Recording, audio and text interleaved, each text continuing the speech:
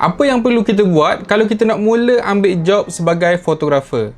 Satu hari, satu info pasal kamera. Okey, sepatutnya point ni saya share awal lagi sebelum yang saya share pasal cara nak set up harga itu. Sebab sebelum kita nak set up harga, kita kena buat benda ni dulu. Benda yang kita kena buat bila kita dah mula decide untuk jadi seorang fotografer, nak ambil job, dah mula nak ambil job adalah kita kena follow orang yang dah biasa ambil job dulu. Contohnya, kebanyakan fotografer bermula dengan job wedding. Sebab job wedding ni dia akan train kita banyak benda. Antaranya kita interaksi dengan klien, macam mana kita deal, macam mana kita nak handle kamera, nak handle pengantin depan-depan orang ramai, macam-macam lagi lah. So selain pada kita pandai basic kamera, kita pandai setting kamera, kita pandai ambil gambar yang cantik, kita kena follow orang yang berpengalaman dulu untuk kita tahu dan untuk kita tengok dan untuk kita belajar macam mana cara dia bekerja, macam mana cara dia shoot pengantin, macam mana cara dia berinteraksi, macam mana cara dia arahkan pengantin untuk posing dan sebagainya, macam mana dia handle kalau ada makcik-makcik pula yang datang ambil gambar guna telefon kat depan. Benda tu semua kita kena belajar daripada orang yang dah bertahun-tahun pengalaman bekerja dalam bidang fotografi ni. Siapa yang skip step ni biasanya akan ada masalah di kemudian hari. Mungkin dia kata dia boleh ambil job sendiri tanpa follow orang, tapi sebab itulah kadang-kadang timbul isu ada fotografer